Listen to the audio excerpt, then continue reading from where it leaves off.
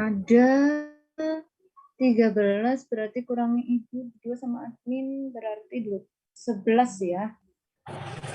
11 ya 11 berarti dikurangi 2. Oke, materi kita terakhir ini jadwalnya sampai jam berapa ini? Soalnya toh air lagi masuk jam.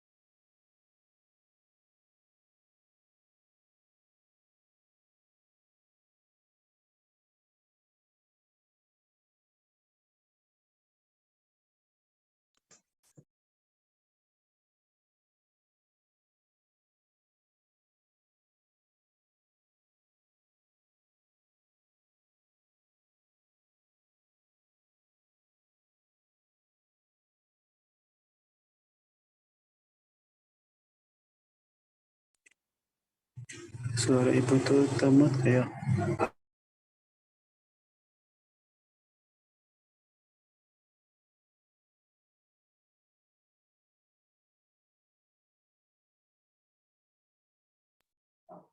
Nah, ini udah, bentar Ibu share dulu. Berhubung Ibu juga ngajar mata kuliah HI ya, jadi ada HPI di dalamnya yang terkait dengan perjanjiannya. Nah, ini bisa terlihat sudah? Ibu share screen ini. Bisa Bu, bisa Bu. Nah, alhamdulillah. Bentar lah, Ibu pilah dulu mana yang pas dengan HPI-nya di sini perjanjian. Nggak bisa diklik.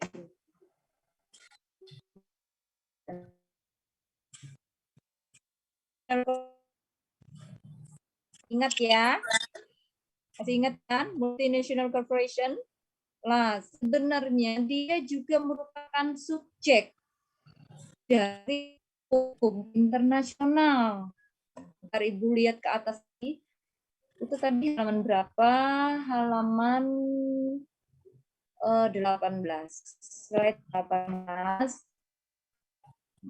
Supaya kalian salah bahwa sebenarnya HPI itu perdagangan internasional itu dia memang ada keterkaitan ya dengan HI ya. Karena negara antar negara itu juga membuat suatu perjanjian baik itu secara bilateral maupun multilateral. Kalau orang ya dari pakar-pakar hukum yang memang ada perbedaan pendapat ya yang mengatakan bahwa perjanjian internasional itu adalah merupakan bidang HI ya. Nah, tapi kalau orang perdata itu mengatakan bahwa sebenarnya perjanjian internasional itu merupakan bagian dari hukum perdata internasional. Ya, perjanjian internasional dia tidak peduli apakah itu internasional ya. Yang jelas yang dilihat itu adalah ambil benang merahnya.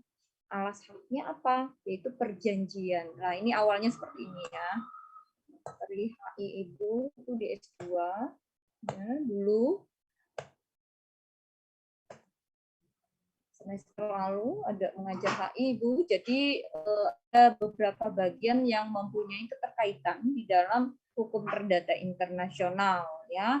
Nah, HPI itu khususnya untuk perdagangan internasional merupakan bagian dari hukum perdata internasional karena berkaitan dengan perjanjian dan kontrak, ya kan? Hubungan hukum keperdataan, masih ingat? Hubungan hukum keperdataan itu diawali dari apa alas haknya? Mulai dari kewarganegaraan, domisili atau residen. Pernah kan dijelaskan ya? Kalian harus bisa membedakan antara ruang lingkup perdata internasional dengan perdagangan internasional. Ternyata perdagangan internasional merupakan bagian dari perdata internasional. Lah, sekarang pertanyaan lagi. Perdagangan internasional ternyata juga tidak cuma bagian dari perdata internasional saja, tetapi perdagangan internasional juga merupakan bagian dari hubungan hukum internasional. Nah, ini buktinya ya. Tadi halaman citizenship. Nah, berarti kewarganegaraan kan is a legal status in political institution such as a city or a state. Nationality, on the other hand, denotes well an individual. Nah, ini juga individual, political, nationality. Ya, jadi ini juga merupakan sebagai citizen, ini kan kewarganegaraan. Dia merupakan hubungan hukum keperdataan, alas hak. Ya kan? Alas hak dari hubungan hukum keperdataan. Perdata internasional. Apa saja? Kewarganegaraan, domisili atau residen, tempat tinggal tetap kan? Tempat tinggal tetap itu adalah domisili, tempat tinggal sementara adalah residen. Nah, terus apa lagi? Perjanjian atau kontrak, di mana perjanjian itu dibuat, di mana perjanjian atau kontrak itu ditandatangani. Apalagi pernikahan atau perkawinan, ya kan? Selanjutnya perceraian. Nah, untuk perceraian dia ditentukan dari mana pernikahannya, di mana perkawinannya, seperti itu. Nah, selanjutnya bendera kapal, bendera pesawat terbang, bendera kapal garis miring pesawat terbang. Nah, itu yang menentukan penyelesaian sengketanya, domisili hukumnya, ya. Jadi perdata internasional maupun perdagangan internasional yang dicari atau titik tautnya ditentukan oleh alas haknya, titik taut untuk penyelesaian sengketa, ya. Jadi kita mau ambil benang merahnya. Apa sih benang merahnya? Diawali dari apa? Nah, kan ada titik taut dan titik taut sekunder, titik taut primer dan titik taut sekunder. Nah, jadi titik taut primernya adalah yang tadi, alas haknya, hubungan hukumnya, kewarganegaraan, domisili atau residen. Terus apa lagi? Apa lagi tadi? Bendera kapal, bendera pesawat terbang. Selanjutnya apa lagi? Pernikahan, perkawinan, di mana dilangsungkan, ya kan? Untuk menentukan perceraian. Nah, selanjutnya di mana perjanjian atau kontrak itu dibuat atau ditandatangani. Nah, itu kan beda-beda ya, tergantung dari sistem hukum yang mereka anut ya, sistem hukum yang mana yang mereka pegang. Misalnya common law system atau Eropa kontinental, ya kan, common law system atau Anglo-Saxon atau Eropa kontinental atau civil law system, ya kan. Nah, selanjutnya apa lagi? Selain itu, pilihan hukum. Nah, pilihan hukumnya apa? Nah, choice of law, choice of forum, pilihan hukumnya apa saja? Nah, sudah Ibu jelaskan ya, banyak ya asas-asas yang di luar dari perundang-undangan atau prinsip-prinsip yang digunakan atau asas-asas di luar dari asas yang diatur dalam perundang-undangan ya. Oke, selanjutnya. Nah, ini sudah ketahuan di sini. Kenapa dia jadi sampai menjadi sebagai bagian dari hukum internasional ya. Citizenship is a legal status in a political institution such as a city or state. Nationality, on the other hand, denotes where an individual has been born. Nah, di mana dia dilahirkan, ya kan? Or holds citizenship. Nah, apa kewarganegaraan apa yang dia pegang? With state. Nationality is a binded through inheritance from his. Lah, ini kewarisan. Ya kan? Kebangsaan menentukan melalui kewarisan, ditentukan melalui kewarisan dari ya, keturunan inheritance, keturunan orang tuanya, mengikuti orang tuanya itu yang menentukan kewarisannya, ya. His or her parents, which is called a natural phenomenon. Nah, udah tahu ya kenapa jadi sampai dia masuk ke dalam, karena berkaitan dengan hubungan hukum kewarganegaraan. Jadi HI dan PI, data internasional khususnya ya, dia mempunyai jarak yang sudah tidak terlalu jauh. Hanya dibatasi dari hukum saja, subjek hukum. Perbedaannya di situ. Ya, kalaunya perdata internasional, dia tunduk pada sumber hukumnya apa? Hukum antar individu masing-masing atau antar para pihak masing-masing atau nasionalisasi hukum. Ya, tetapi untuk HI sumber hukumnya antar negara. Hukumnya antar negara. Tapi ternyata negara internasional pun juga tidak menutup kemungkinan ya mereka juga mengatur hubungan hukum secara keperdataan. Walaupun sebenarnya subjeknya itu antar negara. Ada yang mengatakan seperti itu.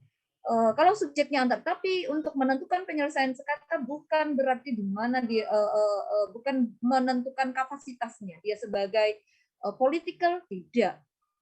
Tetapi diawali dari ditentukan atau titik taut primernya adalah perjanjian, hubungan hukum, perjanjian atau kontrak. Ya. Selanjutnya halaman berapa itu tadi? 17 ya. Nanti itu kasihkan materi yang ini. Nah, ini multinational corporation. Masih ingat kan konsepnya? Apa itu perdagangan internasional? Perdagangan internasional adalah apa? Masih ingat? Kan Ibu minggu kemarin minta kalian untuk meresum materi. Nah, yang Ibu kasihkan ada PDF-nya kan, buku itu, e-book-nya. Nah, apa yang dimaksud dengan konsep dari perdagangan internasional? Adalah kegiatan perniagaan. Masih ingat kan? Oh iya, itu masuk lagi nanti pola air sebentar. Yaitu perniagaan. Kegiatan perniagaan yang melintasi wilayah hukum suatu negara, ya kan? Perniagaan yang dilakukan oleh negara asal atau yang disebut dengan country of origin, yang melintasi wilayah wilayah hukum suatu negara tujuan atau disebut dengan country of destination. Masih ingat kan? Masih ingat kan? Yang dilakukan oleh suatu perusahaan multinational corporation. Nah, ini multinational corporation yang Ibu maksudkan. Ya, sebentar. Nah, ini multinational corporation. Dalam bidang apa saja bidangnya?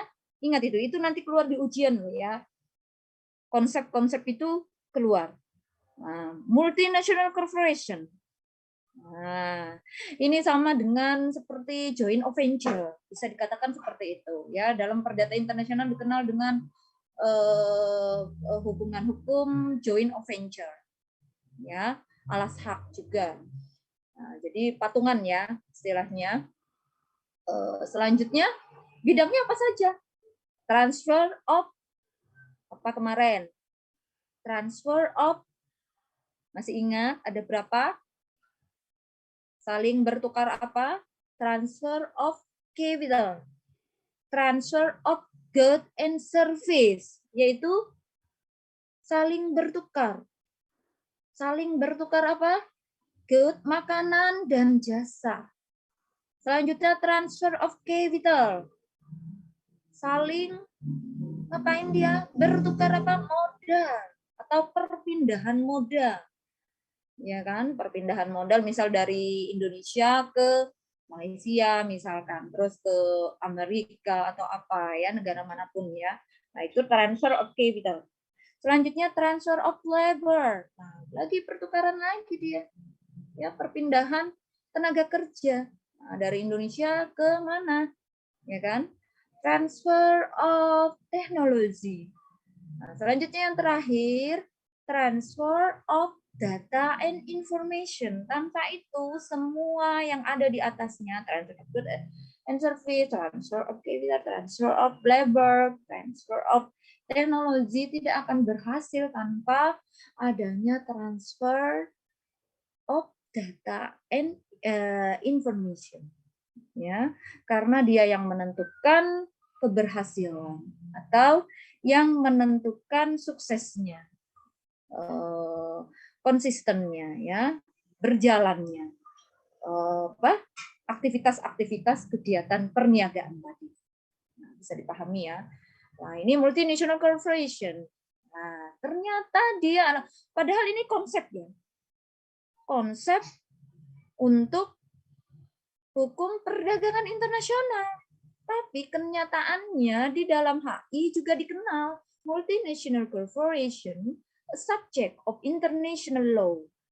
Nah, akhirnya bisa disimpulkan bahwa pada dasarnya subjek-subjek yang menentukan sebagai titik yang bisa dianggap sebagai titik taut primer, dia semakin mendekati kepada ruang lingkup hukum internasional. Ya, apa saja unsur-unsurnya? Firm based in a specific home country, but conducting business in several states. Some multinational corporations have assets greater than most sovereign states, are often correctly accused of political meddling, particularly in developing countries. Contohnya example Mitsubishi, General Motors, dan Exxon. Nah, ini perusahaan-perusahaan migas ya. Nah, ini Mitsubishi, motor ya, mobil ya, General Motors juga peralatan-peralatan ini yang dianggap bisa bergerak ya, istilahnya menggunakan listrik. Jadi kalian sudah tahu bahwa ruang lingkup dari hukum internasional itu semakin mendekati kepada ruang lingkup perdagangan internasional, ya, perdagangan internasional dan lebih general kepada perdata internasional, ya kan? Karena pada dasarnya ditarik itu tidak cuma nasionalitasnya saja, ya, bukan cuma citizenship-nya saja, kewarganegaraan, kebangsaan, tetapi karena di atas namakan alas haknya adalah apa tadi? Ditentukan atau titik taut primernya yang lebih dominan. Atau kalian pernah ingat yang Ibu kasihkan teori-teorinya. Nah, prinsip-prinsip asas di luar dari asas-asas yang ada di undang-undang ya, perdagangan internasional apa saja asas-asasnya, asas-asas HPI. Di luar dari itu apa saja? Masih ingat? Lex loci contractus, lex loci solutionis. Lex loci contractus itu terbagi dua lagi. Ya kan? Sistem Anglo-Saxon, sistem common law system, sistem apa lagi? Civil law system atau Eropa kontinental berbeda. Apa saja itu? Mailbox theory, postbox theory. Nah, ya kan? Terus apa lagi? The arrival theory. Nah, terus untuk Eropa kontinental, the declaration of theory. Ya kan? Dia terbagi dua kan? Kalau yang Anglo-Saxon itu mailbox theory, ya. Tetapi di ini hubungan hukum di Eropa kontinental itu atau civil law system menganut asas apa? Teori apa? Teori postbox theory. Nah, itu yang menggunakan kotak pos ya secara manual ya, pakai tulisan ya, hubungan hukumnya secara tulisan tanpa without elektronik. Tetapi kalau menggunakan elektronik ya, hubungan hukumnya menggunakan atau bisnisnya menggunakan elektronik, jual beli atau apa saja bisnis, itu asasnya apa? Teori apa?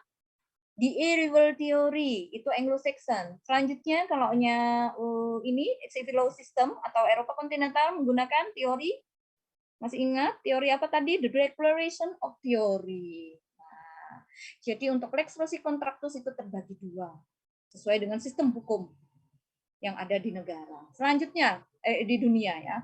Selanjutnya yang kedua, lex loci solutionis. Nah, ternyata karena kebingungan itu tadi ya, ada negatifnya ya, ada kelemahannya untuk teori lex loci contractus itu tadi, di mana perjanjian itu dibuat, di mana perjanjian itu ditandatangani lah kan. Jadi membingungkan kan karena beberapa subjek itu para pihak itu tentunya dia menganut masing-masing kecuali ya, masing-masing hukumnya kan, kecuali disepakati oleh kedua belah pihak. Dia menentukan di dalam klausula perjanjian atau kontraknya itu sudah ditentukan.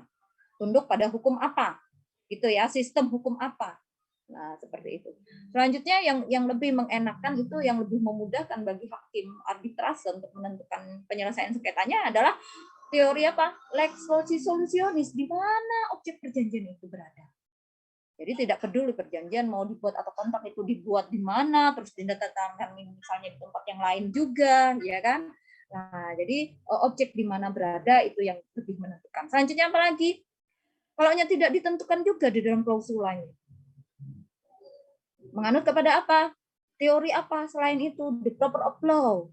Ya, the proper of law itu adalah konsep ya teori yang dicetuskan oleh Amerika ya, pengusaha-pengusaha Amerika. Tapi mereka menentukan penyelesaian sengketa itu apabila sudah berlangsungnya perjanjian. Ya, kalau terjadi misalnya di kemudian hari itu ada one prestasi pada saat menjalankan berlangsungnya perjanjian itu, baru mereka buat perjanjian adendum tambahan. Nah, itu the prover of law. Jadi apa yang menurut mereka baik bagi mereka. Jadi intinya mereka lebih mengutamakan itikat baik, ya.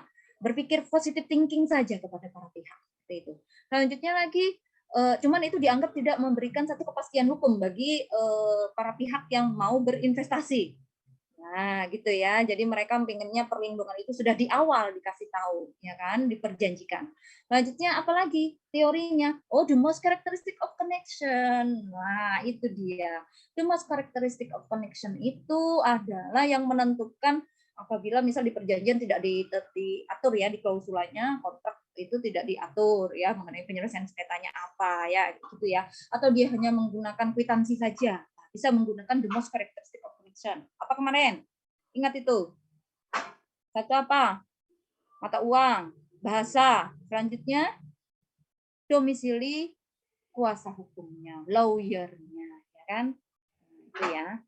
Yang mana tadi Ibu masih tahu lupa Ibu tadi yang mana tadi jadi sampai itu tadi teori. Oh iya, teorinya ya.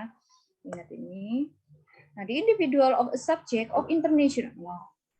Case concerning competence of the courts. Nah, pengadilan. Yaitu tadi, karena mau perdagangan internasional maupun perdata internasional, itu yang dikaji, yang dianalisa adalah mengenai, jadi tujuan umum mempelajari dari hukum perdata internasional atau perdagangan internasional adalah untuk menentukan hukum mana yang berlaku, choice of law maupun choice of forum.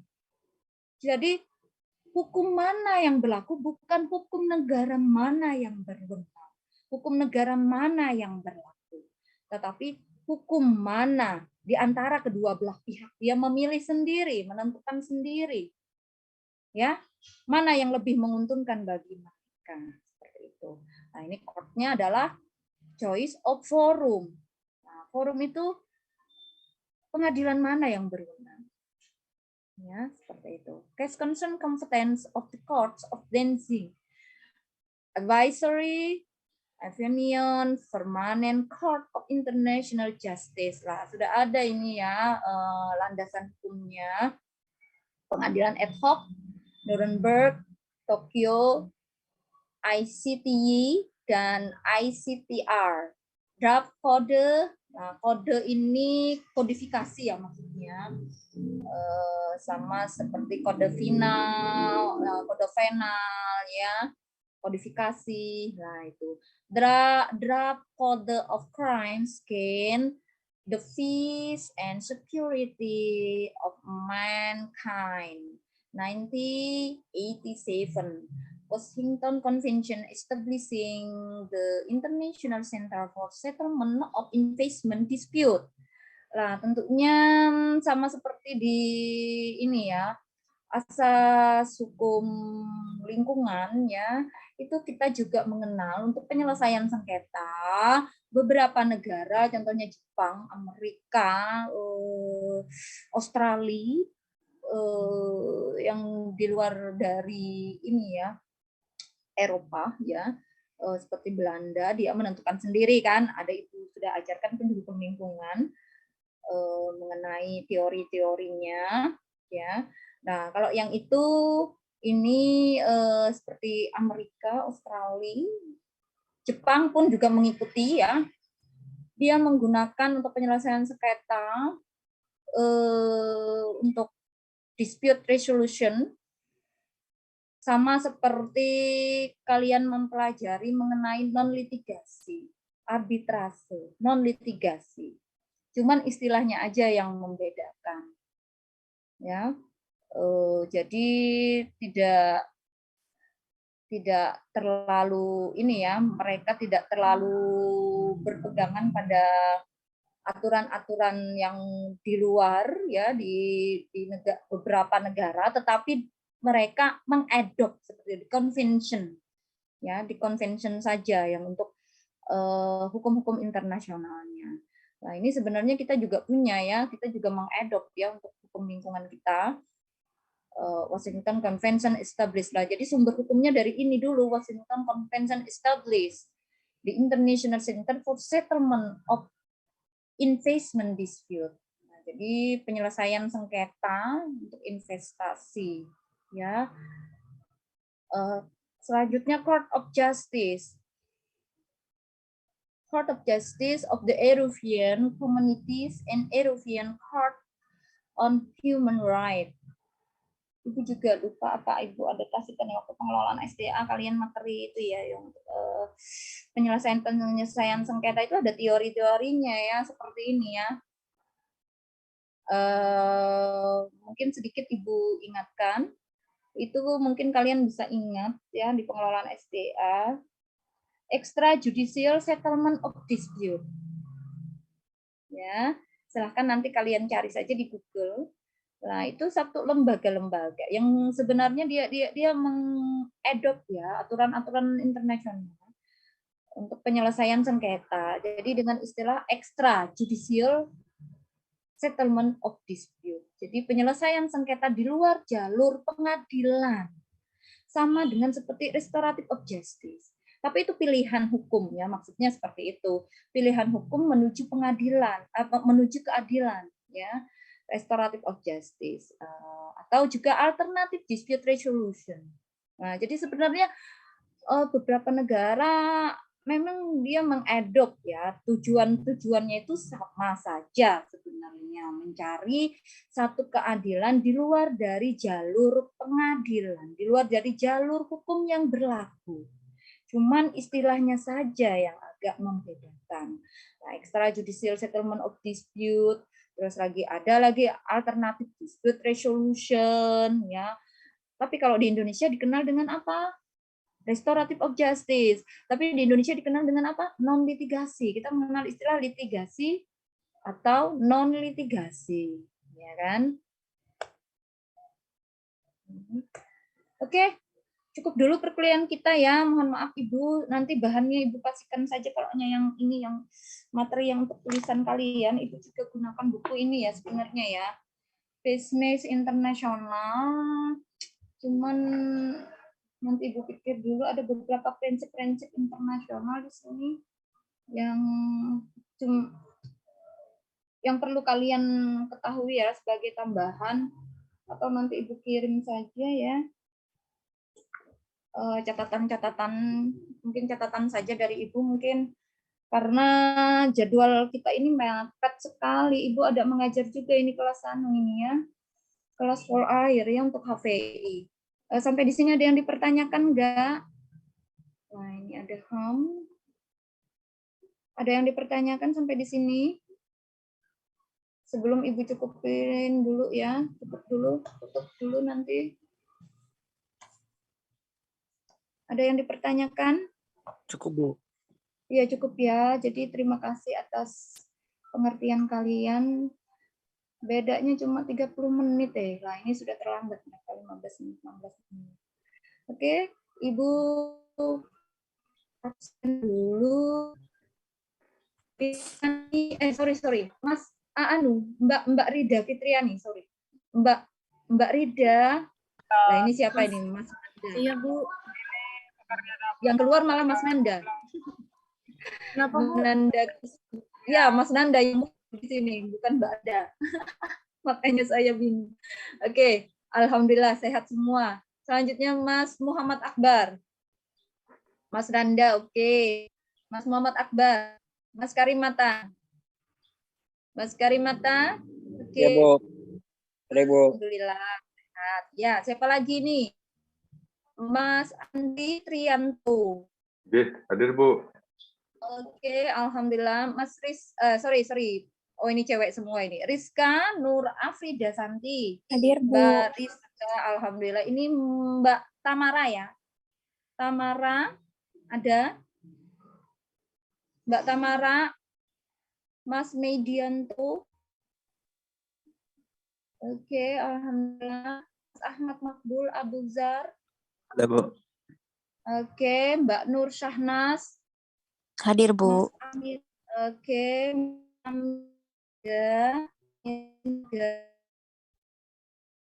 Amir Sinaga. Mas Agus. Hadir, Bu. Bagus. Oke, mudah-mudahan nanti kita bisa kuliah face to face ya. Tatap muka, mudah-mudahan. Insya Allah. Oke, cukup dulu perkuliahan kita. Ya, terima kasih atas perhatiannya. Assalamualaikum warahmatullahi wabarakatuh. Sampai ketemu nanti 2 minggu yang akan datang. Tidak hadir, Bu. Terima kasih, Bu. Ya.